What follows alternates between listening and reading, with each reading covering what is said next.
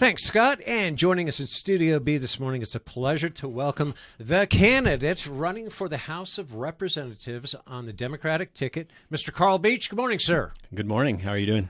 I'm good. Thanks for making the time to come by and chat with us this morning. You're running for the House of Representatives. You want to go to Washington and represent the state of Wyoming. Tell us a little bit your past. Where are you from? Right. Yeah. Well, I don't know if I want to go to Washington, but it's more about the fact that, I want to represent the state of Wyoming as best as I can. And so I'm from Carbon County, Wyoming. I was born in Rawlins, and I grew up in a really small community on the edge of the Medicine Bow National Forest. It's called Ryan Park. And, growing up there was, only myself, my family, my other part of my family across the stream. So right. You're in Wyoming when you say cross the stream, not across the street. So. I've lived in the state a long time. That's a new one on me. I had not heard of that.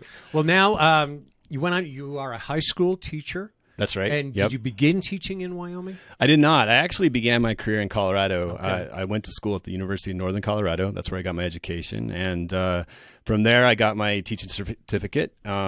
As you know, teaching certificates go across the entire U.S., so I've been all over in that regard. But then I jumped abroad, and I ended up teaching all over the world, so primarily in Europe and Asia, and that has really given me an outstanding career, as well as an incredible experience to live in lots of different countries.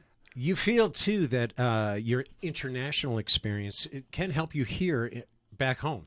Yes, definitely. I think obviously all experiences kind of, mold your identity and bring you into the positions that you are. And for me, again, being from such a rural area of the world, where you're always looking outward, very few people are looking in at you, and to go abroad and then see, so many different ways of governing, different ways of doing things, different ways of looking at, the way in which we can move forward really provided me, I think, with a good background to kind of give us new blood, new ideas in Wyoming and for the United States in general as well. We ask all the candidates the same question too. It's like, why would you want to put yourself through this process? What was the decision? Why did you want to run? Yeah, it was a tough decision. I'll be honest. And obviously I made the decision before all this other stuff happened as well, which really has put a monkey wrench into the whole, process, I'd say. But, it was really looking at how the races were unfolding. So looking at, NZ's seat being vacated and who was going to step up to that and see how that was going to, come to fruition. And from there, I saw that no one was really stepping up on the Democratic side to challenge most likely the incumbent Liz Chaney. And, I thought, look, if there's a time ever to kind of step into the ring and really bring, again, a fresh voice and one who's going to really defend rural America, this is the time. So I thought this is the one I'm going to jump into and, discussed it with a lot of different people. And they thought, I think you do bring a new perspective. So let's give it a go. You've got a couple of challengers that you do need to get past in the primary.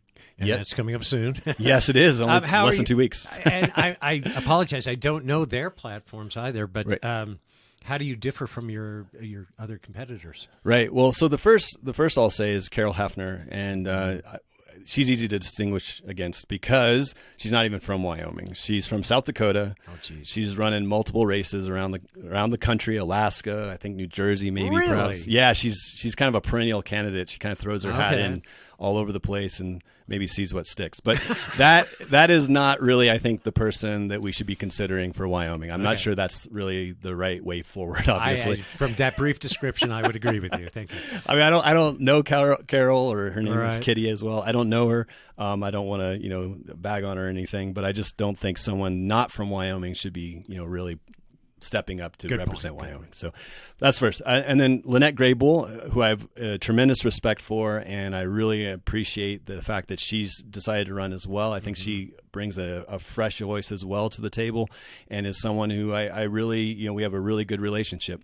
I think there's key aspects that we do differentiate on or are different about. And, whether it's like healthcare and how to approach healthcare, whether it's about, really how to build infrastructure across the nation and especially in rural communities.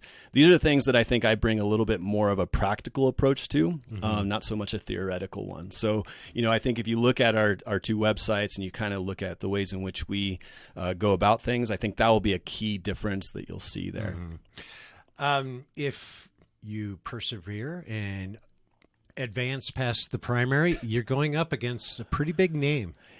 True. And I've always known that, that's, growing up here, obviously, the Chaney name and you know exactly what that means and all the, background behind it as well. Good and bad, right? And that's the thing. But I do think this is going to come down to a couple different issues. I think it is going to come down to, we often talk about like, Washington elitism or, being connected to the place that you're supposed to represent. And if there's one thing that's true about me is that I'm connected here. I've always been connected here. My family, came here from the East and settled here. My dad worked in the coal mines, then became a teacher later as well. But, we're rooted here, and that's something I think is significant. And then second of all, I really think that, it does come down to a little bit of class. Like I come from a working class background and made it into the middle class. That's a different value system. Right. And, that I think can resonate with people across Wyoming. What has your campaign, it's very much grassroots, I would probably categorize it as. You got your van outside. I do. Yeah. I camp almost everywhere I go. Traveling around the state in this red state, how are you being received? Are people hearing the message? Are they open to hearing it? Yeah, and I have not shied away from those red areas. Right. I've grown up my whole life around Republicans and independents and libertarians, and we get along. And it's respect. It's also just an understanding that we do have common ground. And I think there's been moments where we really reach that common ground. And so, for example, I was up in Aladdin and, very conservative area, very, red, as you said.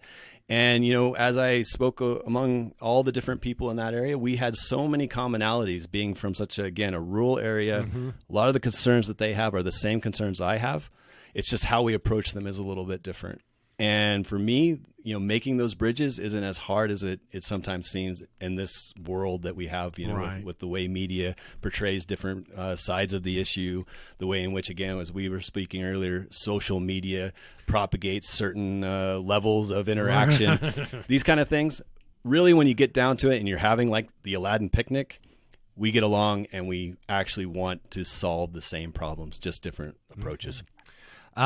Where are you off to next? Yeah, so I'm actually heading to Worland tomorrow. I'll be in Worland for a candidate forum, and then I'm going to spend the weekend in Jackson, which will be my first trip there this campaign season.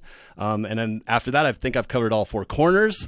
So I've really enjoyed reconnecting with the state, places that I hadn't been to since maybe I was 14 or 16 or whatever, and I really have enjoyed meeting people around the state as much as I can, as safely as I can, given all the circumstances that we're in.